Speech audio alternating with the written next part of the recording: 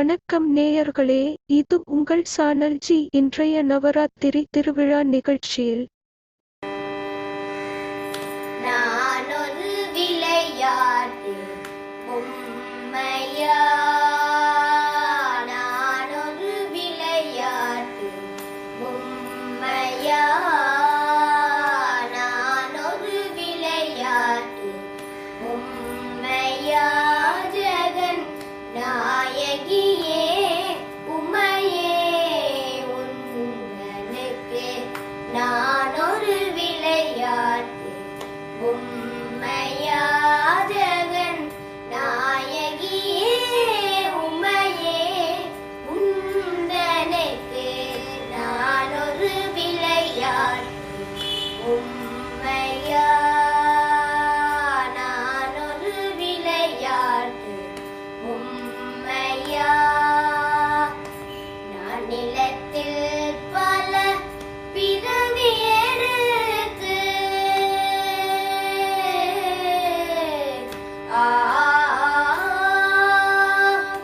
நான் நிலத்தில் பல பிறவி எடுத்து திண்டாடினது போதாதா தேவி, நான் நிலத்தில் பல பிறவி எடுத்து திண்டாடினது போதாதா உந்தனுக்கு நானொரு விளையாட்டு பொம்மையா, நானொரு விளையாட்டு பொம்மையா.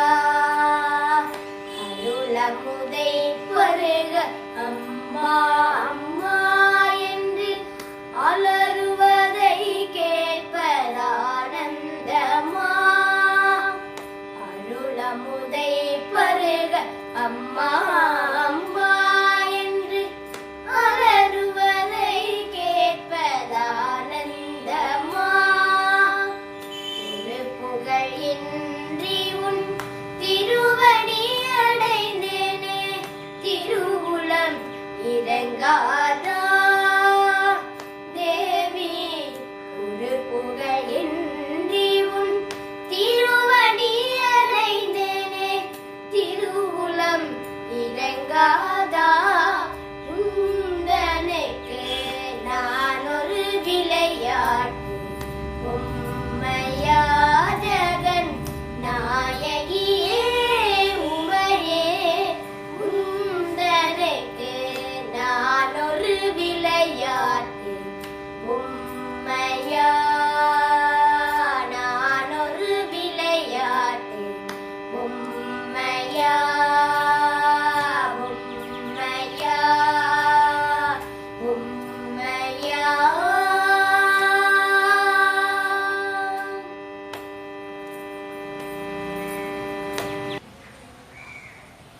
गंगे च यमुने च गोदावरी सरस्वती नर्मदे सिंधु कावेरी जलेस्मिन् सन्निधिं गुरु. அன்பர்கள் அனைவருக்கும் அன்பு வணக்கம். அன்னையின் அருளால் நவராத்திரியின் ஒவ்வொரு நாளும் ஒவ்வொரு ஊர் அம்மனை பற்றி நாம் சிந்தித்துக் கொண்டிருக்கின்றோம். அந்த வரிசையிலே நவராத்திரியின் 7ஆம் திருநாள் ஆன இன்று காசி மாநகரில் அருள் புரியும் அன்னை விஷாலாட்சியை பற்றியும், காசி மாநகரின் சிறப்பை பற்றியும், மாதா அன்னபூரணியை பற்றியும் நாம் சிந்திக்க இருக்கின்றோம். வாழ்விலே முக்தி தரக்கூடிய கஷேத்திரங்களுள் மிகவும் விசேஷம் வாய்ந்தது காசி கஷேத்திரம். காசி கஷேத்திரத்திலே இறக்க முக்தி என்று கூறுவார்கள். காலங்காலமாக உள்ள ஒரு நம்பிக்கை காசி கஷேத்திரத்திலே இறக்க முக்தி என்பது. இமகிரிராஜன் இமவான், இவனுடைய மனைவி மனோரமை. இந்த இமவானுக்கும் மனோரமைக்கும் 2 பொண்ணு. மூத்தவ பேரு கங்கா, இளையவ பேரு கௌரி. மூத்தவ கங்கா, இளையவ கௌரி. கங்கா நதி ரூபத்துல பிறந்ததுனால தேவர்கள் எல்லாம் தேவலோகத்துக்கு கூட்டு போயிட்டாங்க, நீ இங்கதாமா இருக்கணும் அப்படின்னு. கௌரி பார்வதியோட அவதாரங்கிறதுனால சோருமான் திருமணம் பண்ணிக்கிட்டார் விஸ்வநாதர் விஷாலாட்சி. இந்த கங்கா எங்க இருக்கா? தேவலோகத்துல இருக்கா. மகாபாரத காலத்துல சகரன் ஒரு சக்கரவர்த்தி இருந்தான். இந்த சகர சக்கரவர்த்தி என்ன பண்ணா அப்படின்னாக்கா அஸ்வமேத யாகம் பண்ணினான். இந்திரனோட வேலை என்னன்னா பதவியை தக்க வச்சுக்கிறது. அதான் இந்திரனோட வேலை. இந்திரனோட வேலை மழை கொடுக்கறது இல்ல, பதவியை தக்க வச்சுக்கிறது. யாரெல்லாம் அஸ்வமேத யாகம் பண்றாங்களோ அதெல்லாம் போய் களைச்சு விட்டு வந்துருவான். ஏன்னா அவன் பதவிக்கு அது ஆபத்து. இப்போ இந்த சகர சக்கரவர்த்தி அஸ்வமேத யாகம் செய்தார். இந்த யாகம் நடக்கக்கூடாதுன்னு யாக குதிரையை தூக்கிட்டு வந்து பாதாளத்துல கட்டி போட்டான் இந்திரன். எப்படி கட்டி போட்டான்? பக்கத்துல கடவு மனுஷி தியானம் பண்ணிட்டு இருக்காரு, தவம் பண்ணிட்டு இருக்காரு. அந்த மகரிஷிக்கு பக்கத்துல கட்டி போட்டு அவன் பாட்டு போயிட்டான். இந்த சகர சக்கரவர்த்திக்கு 2 மனைவி. மூத்த மனைவிக்கு 60,000 குழந்தை இருக்கு. இந்த 60,000 பிள்ளைகளும் எல்லா உலகத்தையும் தேடி பார்த்தாச்சு, எங்கேயுமே குதிரை காணும். கடைசியா பாதாளத்துக்கு வராங்க. பாதாளத்துல பார்த்தா இந்த மகரிஷி பக்கத்துல என்ன இருக்கு? இன்னும் குதிரை இருக்கு. உடனே இந்த 60,000 பேர் என்ன நினைச்சிட்டாங்க, இவன் தான் குதிரையை கட்டி வந்திருக்கான்னு இந்த முனிவர்கிட்ட போய் கேட்க போகும்போது முனிவரோட தவம் கலைஞ்சதுனால முனிவர் என்ன பண்ணிட்டாரு, கண்ணால 60,000 பேரையும் எரிச்சு போட்டார். இப்போ அந்த குதிரையை தேட போன 60,000 பேரையும் காணணும்னு சகரன் என்ன பண்றாரு, தன்னுடைய 2வது மனைவியோட பிள்ளைகளான அம்சுமன் அசமஞ்சன்கிற 2 பேரை அனுப்பி விடுறாங்க. இவங்க 2 பேரும் பாதாளத்துக்கு வராங்க. பாதாளத்துல 60,000 பேரோட சாம்பலையும் பாக்குறாங்க, மகரிஷியும் பாக்குறாங்க. அமைதியா குதிரையை தூக்கிட்டு வந்தாச்சு. யாகம் முடிஞ்சு போச்சு. என்னதான் யாகம் முடிஞ்சாலும் 60,000 பேர் எப்படி இருக்காங்க, ஆன்ம நிம்மதி இல்லாம இருக்கிறாங்க. ரொம்ப அழகா சொல்லுவாங்க, இறப்புங்கிறது முடிவு கிடையாது, அது இன்னொரு வாழ்க்கைக்கான தொடக்கம்னு சொல்லுவாங்க. நம்ம வாழ்க்கை மரணத்தோட முடியறது கிடையாது.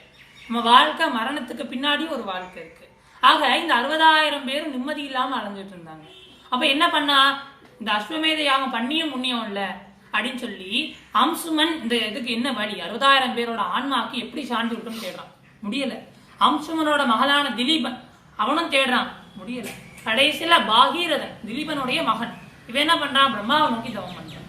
இந்த பாகீரதன் பிரம்மாவை நோக்கி தவம் பண்றச்ச இந்த பிரம்மா அப்பா ஒரு வழி இருக்கு, கங்காதேவி பூமிக்கு வரணும் தான். ஆனா அதுல ஒரு சிக்கல் இருக்கு. என்ன சுவாமி, கங்கா பூமிக்கு வந்தான்னா பூமியை 2ஆ பிறந்துருவா வேகத்துல. ஆக கங்கையை பூமிக்கு வர வைக்கிறது அவ்வளவு சாதாரண விஷயம் கிடையாது. நான் கங்கையை பூமிக்கு வர சொல்லிடுவேன், ஆனா வந்தானா பூமின்னு ஒண்ணு இல்லாம போயிடும். ஆக நீ என்ன பண்ணு, சங்கரனார போய் வேண்டுன்னா. சோருமான் என்ன பண்ணாரு, இந்த கங்கையே தன்னோட தலையில அடக்கி வச்சு 7 முடிய எடுத்து விட்டார். வடக்க 3 ஓடிச்சு, கிழக்க 3 ஓடிச்சு. 1 பாகீரதன் பின்னாடி பாதாளத்துக்கு முக்தி கொடுத்துட்டு போயிடுச்சு. அப்படி 3 பிரிஞ்சதுதான் இன்னைக்கு பூலோகத்துல ஓடக்கூடிய கங்காதேவி. அதான் காசியில இருக்கக்கூடிய கங்கை. ஆக காசியினுடைய சிறப்பு கங்கா தீர்த்தம், கங்கா ஸ்நானம், கங்கையில குளிக்கிறது. இந்த கங்கை கரையில இருக்கக்கூடிய கோவில் விஸ்வநாதர் கோயில். இந்த விஸ்வநாத சுவாமியோட சிறப்பு என்ன, விஸ்வநாத சுவாமியோட ஆலயத்துல ரொம்ப அழகா ஆண்டுதோறும் ஒரு திருவிழா நடக்கும். என்ன பண்ணுவாங்கன்னா, சுவாமியை சுத்தி ஆகாரங்கள் பக்ஷணங்கள் எல்லாம் கூட இருக்கிற அம்மா அன்னபூரணி, அதனால சாப்பாட்டுக்கெல்லாம் பஞ்சம் கிடையாது. ஆண்டுக்கு ஒரு உணவு திருவிழா மாதிரி ஒன்று நடக்கும். அந்த விஸ்வநாதரை சுத்தி இனிப்பு பண்டங்கள் அது இதுன்னு சுத்தி வச்சிருவாங்க. ஒரே ஒரு விளக்கு மட்டும் எரியும், கதவு சாத்திடுவாங்க. மறுநாள் காலை திறந்து பிரசாதமா எடுத்து கொடுப்பாங்க. அப்படி ஒரு நாள் பண்ணும் பொழுது என்ன ஆச்சு அப்படின்னா, அந்த கதவு மூடியாச்சு, விளக்கு எரிஞ்சிட்டு இருக்கு. விளக்கோட திரிய இந்த பழத்துல அந்த சுத்தி இருக்கக்கூடிய அன்ன ஆகாரங்கள்லாம் சாப்பிடணும்னு ஒரு எலி என்ன பண்ணுச்சு, தூண்டி விட்டுச்சு. இது விளக்க தூண்டி விடணும்னு பண்ணல, சாப்பாடு வேணும்னு தூண்டி விட்டுச்சு. ஆனா என்ன ஆகி போச்சு, அணைய போற விளக்க இது தூண்டி விட்டு பிரகாசமாக்கிடுச்சு. சுவாமியோட சன்னதிக்கு என்ன பண்ணிடுச்சு, விளக்கு ஏத்தின மாதிரி ஆகி போச்சு. அதனால சுவாமி என்ன பண்ணார், அந்த எலிக்கு சங்கநிதி பதுமநிதின்னு 2 கொடுத்து குபேரனா மாத்திட்டார். ஆக சாதாரண விஷயம், கோயிலுக்கு போய் விளக்கு போடுறது ரொம்ப சாதாரண விஷயம். ஆனா அந்த விளக்க தெரியாம தூண்டி விட்ட அந்த எளிய சுவாமி என்ன மாத்தினார், குபேரனா மாத்தினார். காசி தலபுராணத்துல பாக்குறோம். இப்பேற்பட்ட சிறப்பு வாய்ந்தது காசி மாநகரம். இன்னைக்கும் வைகாசி மாதம் சுக்லபக்ஷம் திருதியை திதி அஸ்த நட்சத்திரம் செவ்வாய்க்கிழமை, இதான் கங்கா பூமிக்கு வந்த நாள். இன்னைக்கும் காசியில கங்கா பூஜை நடக்கும். இந்த பக்கத்துல அன்னபூரணி அம்மான்னு ஒரு அம்மா இருக்கா.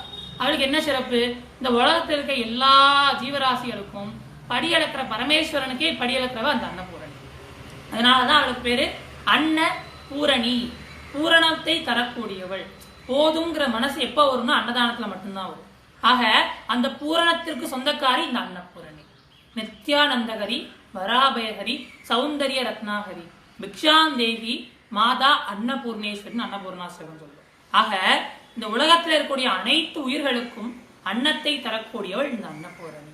இன்னொரு அம்மா இருக்கா, அவளுக்கு பேர் விஷாலாட்சி. காசி விஷாலாட்சி. எத்தனை பேர் காசியில இருந்தாலும் காசினா விஷாலாட்சி தான். ஏன் விஷாலாட்சி, விஸ்வநாதருடைய மனைவியாக கௌரி தேவி விஷாலாட்சியாக இங்கு காட்சி தருகிறார். அம்பாளுடைய 54 சக்தி பீடத்திலே இது மணிகர்ணிகா பீடம். ஏன்? அம்பாளுடைய தோடு விழுந்த இடம், அம்பாளுடைய தோடு விழுந்த இடம், அதனால இது மணிகர்ணிகா பீடம். மித்த பீடத்துக்கும் இந்த விஷாலாட்சி பீடத்துக்கும் ஒரு சிறப்பு இருக்கு. அம்பாள் காதுல அணிந்திருந்த அணிகலன் விழுந்த இடம், இது அம்பாளோட காதுக்கு சமானம். ஏதாவது ஒன்று சொல்லணும்னா காதுல போய் சொல்லுங்கம்பாங்க. அதே மாதிரி நம்ம குறைகள் எல்லாம் இந்த அம்பாள்கிட்ட வந்து சொன்னோம்னா அம்பாளுடைய காதுல வந்து சொல்றதுக்கு சமம். ஆக இந்த அம்மனுக்கு ஏன் விஷாலாட்சின்னு பேரு? விஷாலம்னா பெரிய, அக்ஷம்னா கண்ணு, பெரிய கண்களை உடையவள் விஷாலாட்சி, காசி விஷாலாட்சி. இந்த விஷாலாட்சி அம்மாவோட சிறப்பு என்ன? அம்பாள் கடைக்கண்ணால ஓரமா பார்த்தாலே என்னெல்லாம் கிடைக்கும்? தனம் தரும், கல்வி தரும், ஒரு நாளும் தளர்வரியா மனம் தரும், எல்லாம் கிடைக்கும். நமக்கு என்னெல்லாம் தேவையோ அதெல்லாம் எப்ப கிடைக்கும்? அந்த அம்மா ஓர கண்ணால பார்த்தாலே கிடைக்கும். இந்த அம்மா விஷாலமான கண்ணால பாக்குறா, அகண்ட கண்ணால பாக்குறா.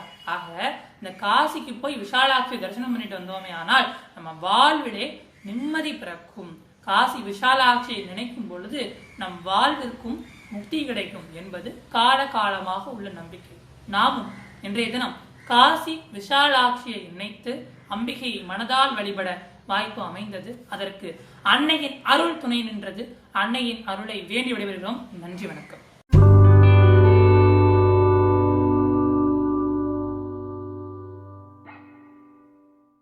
அன்பு நேயர்களே, உங்கள் சேனல் ஜியில் தினம் ஒரு நிகழ்ச்சி ஒளிபரப்பாகி வருகிறது.